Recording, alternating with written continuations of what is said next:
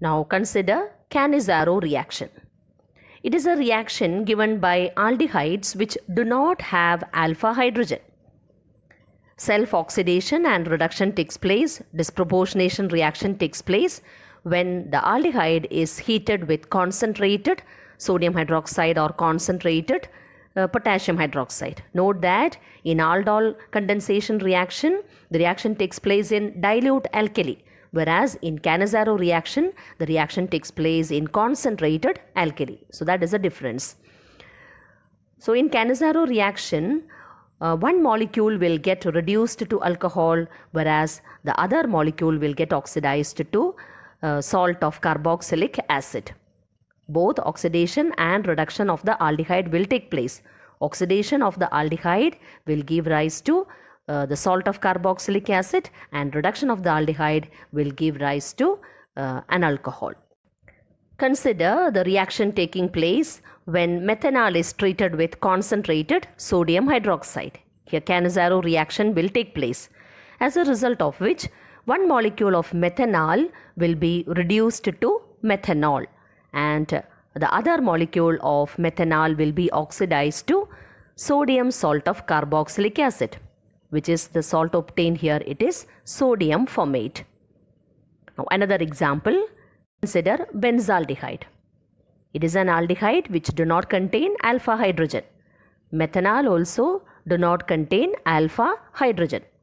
Now here in this case, if we take benzaldehyde, when it is treated with concentrated sodium hydroxide, Cannizzaro reaction will take place. One half will be oxidized to the salt of carboxylic acid. So the product obtained in this case is sodium benzoate. The other half is reduced to alcohol. So here in this case, as a result of reduction, the product obtained is benzyl alcohol.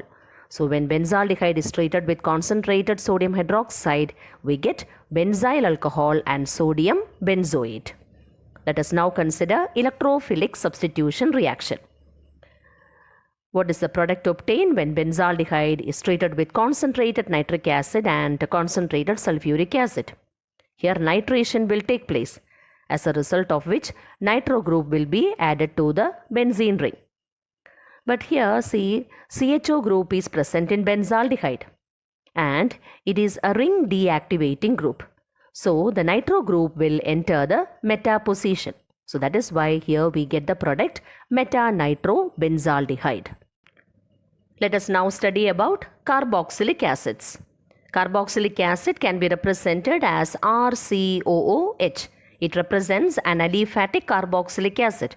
For example, acetic acid, CH3COOH. It is an aliphatic carboxylic acid. We have aromatic carboxylic acids like benzoic acid, which is C6H5COOH. Now coming to the structure of carboxylic acid group.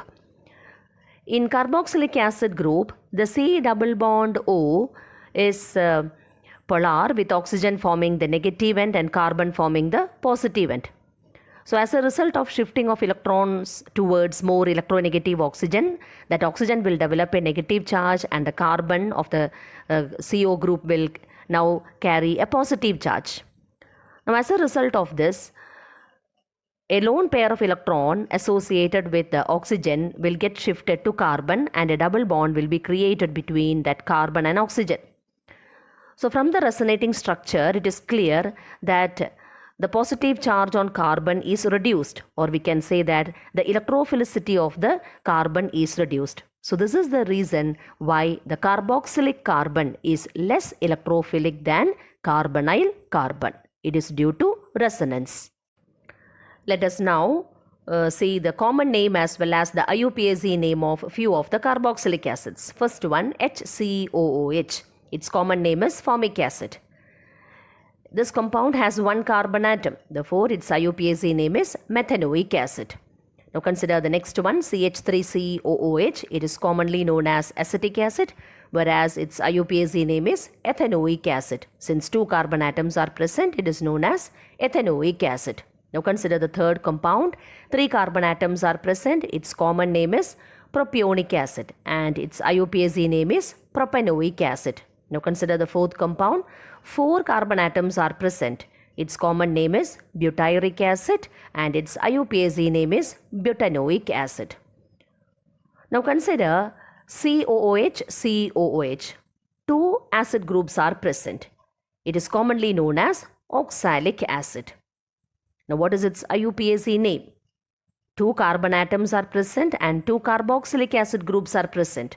Therefore, its IUPAC name is ethane dioic acid. Now consider the next compound COOH, CH2, COOH. It is commonly known as malonic acid. Three carbon atoms are present and two COH groups are present. Therefore, its IUPAC name is propane dioic acid. So that is how we can get the IUPAC name of carboxylic acids.